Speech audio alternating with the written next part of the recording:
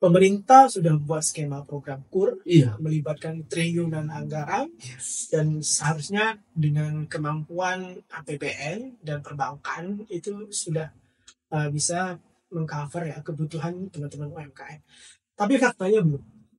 Ya, kalau kita menilik ke data dari pemerintah ya, data tahunan yang dikolek oleh Kementerian Komunikasi dan Informasi, memang literasi digital kita itu masih sangat rendah, termasuk di kalangan UMKM. Oke. Kalau KTP udah ada even di handphone kita, Iya. itu sangat mungkin dihack orang dan akhirnya Bener ya. bisa dimanfaatkan untuk menipu, fraud, dan lain sebagainya.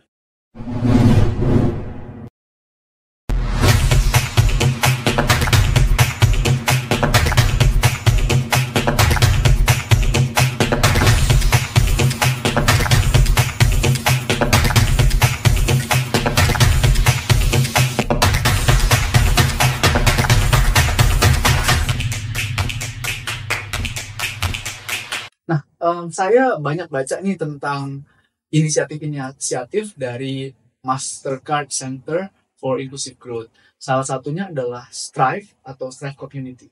Boleh nggak cerita apa yang dilakukan oleh Strive Community ini, Mas? Dan mungkin program-program serupa yang dilakukan oleh Mastercard. Oke, makasih pertanyaannya. Jadi, melihat banyak sekali permasalahan yang dihadapi oleh UMKM, sedangkan UMKM ini di most market mereka itu menjadi tulang punggung perekonomian negara itu. Akhirnya Mastercard punya inisiatif untuk mendukung UMKM, namanya Strive, atau kalau beneficiary-nya itu kita panggil sebagai strivers. Jadi mereka yang strive untuk tumbuh gitu ya. Strive di Indonesia itu baru di launch tahun ini, tapi di beberapa negara yang lain itu sudah launch dari sejak tahun lalu. Kita ada di US, ada di UK, ada di Czechia, kemudian ada di Meksiko. Baru launch yang paling baru tuh di India dan Malaysia. Beberapa 1 bulan dan beberapa minggu sebelum itu. Jadi program Strive ini membantu proses digitalisasi UMKM. Karena kita percaya kalau teman-teman UMKM ini bisa digitize operations-nya, bagaimana mereka menjangkau pasar, mereka pasti bisa lebih sejahtera. Itu sih keyakinan kita. Makanya kita intervensinya itu ada pelatihan, ada pendampingan, juga ada mendukung ekosistem pendukungnya gitu. Jadi kita juga bekerja dengan pemerintah, kayak Strive Indonesia itu di launch bersama dengan Kemenko Perekonomian, khususnya itu di Dewan Keuangan Inklusi Nasional, DNKI. Jadi kita juga berupaya untuk membantu perubahan atau mempengaruhi policy yang bisa mendukung teman-teman UMKM. Gitu.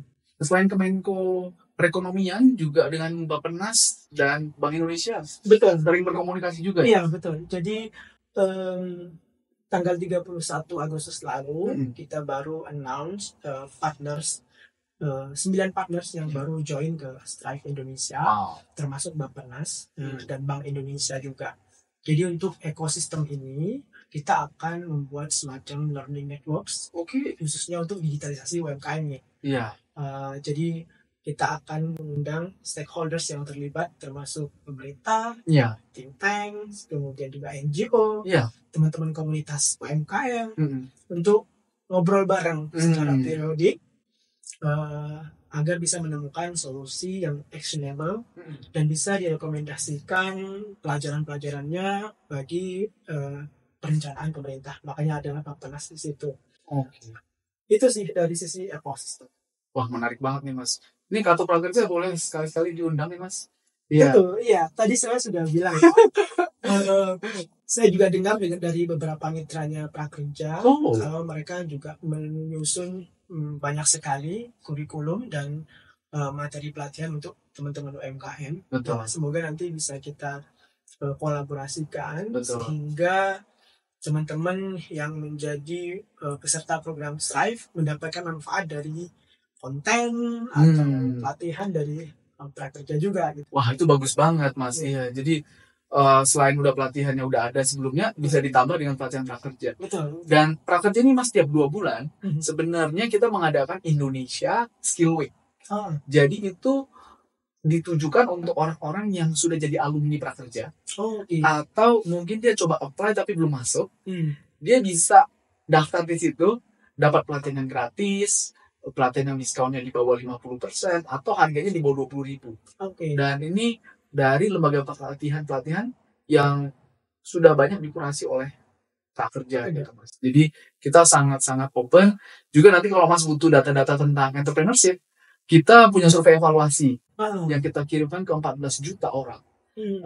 Bagi mereka yang entrepreneur, ada pertanyaan-pertanyaan khusus seperti masalah apa yang mereka hadapi.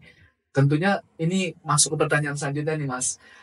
Kita dapetin bahwa entrepreneur penerima prakerja itu paling banyak kesulitan modal. Ya. Ini mungkin klasik juga ya sebenarnya ya. Nah, apa modal yang dicoba disalurkan oleh pemerintah lewat KUR itu nggak nyampe informasinya ke mereka, atau setelah dapat KUR itu mereka kembaliin nggak Mas? Dan gimana nih? Ada strategi-strategi baru nggak ya yang bisa kita coba? Memang masalah akses ke kredit atau finance support ini masalah klasik. Tapi bukan berarti dari sisi supply tidak ada inovasi, banyak sekali. Dari sisi demand juga sebenarnya banyak yang mau dan ingin dan merasa belum mendapatkan. Kita lihat dari sisi supply dulu ya. Pemerintah sudah buat skema program KUR, melibatkan triliunan anggaran, dan seharusnya dengan kemampuan APBN dan perbankan itu sudah bisa mengcover ya kebutuhan teman-teman UMKM. Tapi faktanya belum. Bukan masalah teman-teman tidak membayar, karena faktanya NPL-nya itu kan masih kecil banget. Means lancar-lancar aja ya kan. Kemudian dari sisi produk, ini yang masih menjadi pertanyaan. Produk KUR itu dikenal satu hanya karena bunganya rendah. Masalahnya tidak semua teman-teman UMKM itu mau mengambil kredit hanya karena bunga rendah. Bukan itu faktor satu-satunya. Teman-teman itu mau mengambil kredit kalau mereka yakin kredit itu bisa memberi value kepada bisnisnya. Untuk mencapai itu, ini juga ada faktor literasi juga. Jadi nggak semua teman-teman itu ingin mengakses kredit. Karena nggak punya planning ya. Nggak punya planning tadi. Betul. Nggak punya planning dan mereka kayaknya udahlah selanggan, pokoknya saya udah gini aja. Kemudian yang kedua, kustomisasi dari produknya sih. Meskipun ini sebenarnya sudah diselesaikan oleh teman-teman fintech maupun peer-to-peer lending. Produk-produk mereka sudah sangat inovatif dan sesuai kebutuhan dari teman-teman UMKM. Ada produk kredit yang disesuaikan misalnya untuk sektor tertentu, kayak petani, jadi kreditnya adalah saat dia butuh pupuk dan mau menanam, membayarnya juga cukup fleksibel, yaitu ketika mereka harvest dan lain sebagainya. Sebenarnya banyak sekali inovasi. Ini terjadi juga di kayak perikanan atau sektor yang lain. Jadi banyak sekali produk yang sudah fleksibel dan inovatif, dan saya rasa sudah cukup meningkatkan angka akses ke kredit. Ya karena jumlahnya yang masif, saya kira kita butuh waktu dan butuh terobosan-terobosan yang baru lagi kayak gitu. Terutama dari sisi demand ya. Bagaimana makanya Strive ini juga menyelesaikan masalah akses ke finance ini tidak hanya dari sisi supply-nya. Kita tidak hanya bekerja dengan bank, mencoba untuk mengkomunikasikan produknya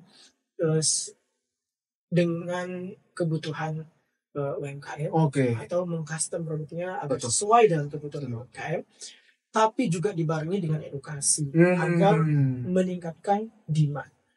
Jadi agar mereka yang tadinya nggak punya keinginan Iya. pinjam karena nggak punya misi atau plan untuk tumbuh, itu berubah. Jadi itu sih. Itu caranya ya. Betul. Nah, ini mungkin lanjut lagi ke masalah literasi yang tadi Mas bilang. Sekarang itu kan cyber security itu jadi suatu topik yang hot ya. Karena dengan digitalisasi banyak orang misalkan bisa pinjol gitu ya. Kemudian orang juga main lewat WhatsApp, ada virus gitu. Betul. Nah, ini seberapa bagus sih literasi digital para pelaku UMKM di Indonesia nih, Mas? Ya, kalau kita menilik ke data dari pemerintah ya, data tahunan yang dikolek oleh Kementerian Komunikasi dan Informasi, memang literasi digital kita itu masih sangat rendah, termasuk di kalangan UMKM. Makanya ketika mereka connected dalam environment digital, resiko terhadap resiko digital juga tinggi, termasuk dari sisi keamanan sibernya. Mereka terekspos terhadap resiko-resiko itu. Ketika mereka punya website untuk berjualan, punya akun di marketplace, punya akun bisnis WhatsApp, sosial media lainnya gitu. Makanya penting untuk meningkatkan literasi teman-teman nih. Betul. Agar mereka sadar kalau akun media sosial itu bukan sekedar akun, tapi itu adalah aset digital. Ada nilainya, ada value-nya. Itu pertama. Mereka harus paham kalau semua account itu adalah aset digital. Kemudian mereka harus membiasakan dirinya untuk melindungi aset-aset tersebut. Minimal dari aspek yang paling mendasar itu adalah melindungi dengan password, autentikasi dengan 2 faktor dan lain sebagainya. Kemudian juga kita juga harus terus mengkomunikasikan bahaya-bahaya kayak phishing, spam dan lain sebagainya. KTP jangan dikasih kemana-mana, gitu ya. Itu jangan sampai. Kalau KTP udah ada di handphone kita, itu sangat mungkin dihack orang dan akhirnya bisa dimanfaatkan untuk menipu, fraud dan lain sebagainya. Ya, kita kurang banget ya kesadaran tentang data ya Mas ya. Betul. Ya, jadi kita nggak tahu bahwa data kita kalau udah tersebar itu bisa dipakai untuk kegiatan-kegiatan seperti itu. Sangat-sangat bahaya sekali. Nah, sebenarnya kan Mas udah ada nih semacam toolkit ya oleh Global Cyber Alliance tentang bagaimana harus melakukan atau melaksanakan prosedur keamanan cyber. Nah, seberapa efektif toolkit ini Mas? Apakah toolkitnya udah lengkap atau tapi belum lengkap gitu, atau sudah lengkap tapi nggak dikomunikasikan oleh lembaga yang mengeluarkannya? Jadi kalau untuk toolkit keamanan siber yang di-develop oleh teman-teman di Global Cyber Alliance, sebenarnya kita sudah mendukung program ini dan kita sudah membuat melokalisir atau mengadaptasi kontennya ke bahasa Indonesia, dan itu cukup efektif. Jadi tidak ada satupun dari teman-teman partisipan program Mastercard mulai dari tahun 2018 sampai sekarang itu yang kena masalah cyber gitu. Jadi kita untuk membangun awareness dan membangun basic skill untuk keamanan siber, toolkit ini sudah sangat mumpuni, sudah bisa memberikan membangun kebiasaan teman-teman UMKM mulai dari melindungi aset digital sampai menghindari phishing dan lain sebagainya. Bagaimana membuat password yang kuat dan lain sebagainya, itu sudah sangat mencukupi untuk teman-teman pelaku UMKM. Wah, menarik banget nih Mas. Jadi bagi teman-teman fintech yang juga dealing dengan UMKM, harusnya juga mensupport keamanan cyber ini ya, dengan cara mengkomunikasikan bagaimana prosedur yang baik itu untuk memastikan keamanan cyber. Jangan sampai orang yang menjadi konsumen dari fintech ini malah terjebak ke suatu perangkap cyber gitu ya. Betul. Iya. Nah, kita mungkin mau bicara juga soal wirausaha perempuan nih Mas. Iya, jadi tentunya kan ada beberapa teori ya tentang wirausaha perempuan. Ada yang misalkan di Grameen Bank itu katanya kalau suatu modal dikasih ke perempuan itu jauh lebih bagus hasilnya, lebih bagus pengelolaannya daripada laki-laki gitu ya. Ya. Dari pandangan Mas sendiri, apa sih tantangan yang dihadapi wirausaha perempuan, dan kenapa kita harus mendorong wirausaha perempuan untuk lebih banyak lagi? Ya, pertama alasan mendasar tadi itu sebenarnya seperti yang Mas Romola tadi sampaikan ya. Kalau kita invest ke teman-teman pengusaha perempuan itu hasilnya lebih baik daripada kalau kita invest ke UMKM laki-laki. Oh, Itu banyak sekali temuan studi terkait dengan itu. Tidak hanya oleh Grameen Bank, tapi banyak sekali studi yang mengkonfirmasi temuan tersebut. Oh. Kenapa? Kalau di Mastercard kita juga fokus ke UMKM perempuan. Iya. Kita punya target spesifik untuk target perempuan karena alasan yang sama tadi. Betul. Kenapa teman-teman pengusaha perempuan ini perlu didukung? Karena kita tahu teman-teman ini punya banyak sekali role ya Iya. di kehidupan kita. Mulai dari dalam keluarga, dalam masyarakat. Belum lagi dia juga harus ngurusin usahanya. Banget. Makanya program yang diperuntukkan ke teman-teman UMKM perempuan juga harus sesuai dengan kebutuhan teman-teman. Betul. Ketika kita tahu waktu mereka terbatas, kita juga harus mendesain pendekatan yang memungkinkan mereka mengakses program itu secara fleksibel. Jadi kayak tadi ya di awal kita ada program mentoring digital yang memungkinkan teman-teman ini mengakses kapan saja sesuai peluangan waktunya kayak gitu. Kemudian juga dari sisi misalnya produk kredit gitu ya, juga harus dipikirkan gitu ya. Sebenarnya kebutuhannya itu apa? Jangan sampai ketika kita buat produk itu kayak tidak mempertimbangkan aspek-aspek yang dibutuhkan oleh si pengusaha perempuan tersebut. Gitu. Oke, menarik banget. Jadi harus disesuaikan ya antara kebutuhan dengan produk yang ditawarkan ya. Betul. Untuk wirausaha perempuan ini. Dan ini menarik Mas soal wirausaha perempuan.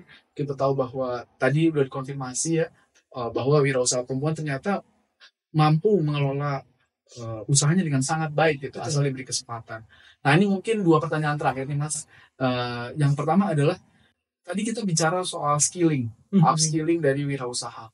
Sebenarnya selama ini wirausaha UMKM itu belajar dengan metode apa sih?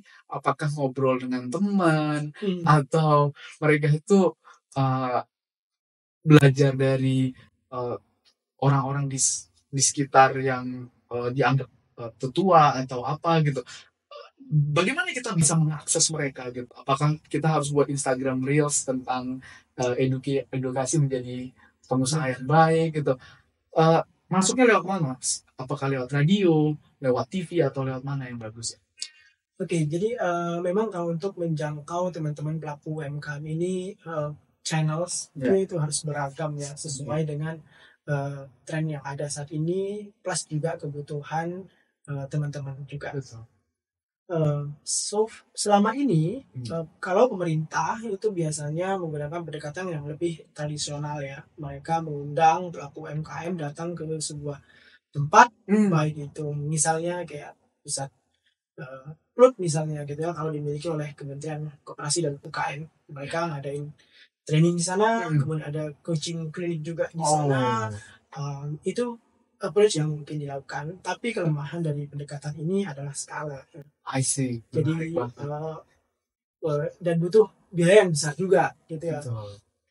Selain skala juga butuh biaya yang besar. Betul, karena harus datang ya, betul, buka ya. Betul. Pendekatan lain yang mungkin bisa dikombinasikan yaitu menggunakan platform digital seperti misalnya prakerja gitu ya. Jadi teman-teman bisa secara voluntary ikut training, betul, sesuai dengan kebutuhannya dipilih, sehingga kita tidak punya masalah motivasi di sana karena tidak dipaksakan. Iya. Kan? Benar. Mereka milih sendiri sesuai kebutuhannya. Kemudian ada approach yang lain, kita kombinasikan dengan mentoring misalnya. Itu juga harus kita lakukan karena kalau tidak mereka yang sudah pernah kita jangkau, Iya. mungkin knowledge-nya atau skill-nya tidak bisa diaplikasikan, itu resikonya. Sehingga dua hal itu tadi bisa dilakukan secara in person, Iya. tapi juga bisa dilakukan secara virtual. Tentunya harus ada inovasi ya. Kita harus melihat dari tadi perubahan behavior dari teman-teman customer maupun UMKM ini. Betul. Mereka yang cenderung pakai screen handphone, ya Iya. kita harus approach-nya juga harus ke sana juga gitu kan. Yes. Punya reels, punya medium yang lain juga kayak gitu. Nggak harus melulu pakai self-paced training atau LMS tertentu gitu. Tapi kita juga harus buat atau custom dari potongan-potongan yang kecil, Betul. video singkat, Iya. karena mereka juga punya masalah waktu kan. Betul. Itu sih harus ada aspek inovasi sesuai dengan kebutuhan dari si konsumennya ini atau si UMKM ini. Menarik banget Mas. Ini mungkin pertanyaan terakhir nih Bro. Ya, kita pengen ngobrol lebih banyak, cuman mungkin waktu terbatas. Yang terakhir itu tentang isu sustainability, isu ESG. Bagaimana sebenarnya wirausaha ini bisa diajarin tentang usaha-usaha yang fokus pada memastikan ESG, karena kan mereka masih kecil ya. Kalau perusahaan besar mungkin punya dana yang gede untuk melaksanakan program-program ESG, membuat jadi karbon netral gitu ya. Tapi kalau usaha kecil ini ya mereka pakai apa yang ada gitu kan Mas. Kalau bungkus pakai plastik, atau mau bawa alat-alat itu juga harus pakai mungkin barang-barang yang less decompose gitu ya. Nah, sejauh mana saat ini usaha-usaha yang telah dilakukan oleh pemerintah dan swasta untuk mendorong wirausaha UMKM pun bisa mengerti soal ESG ini Mas? Ya, ini memang PR kita bersama gitu ya.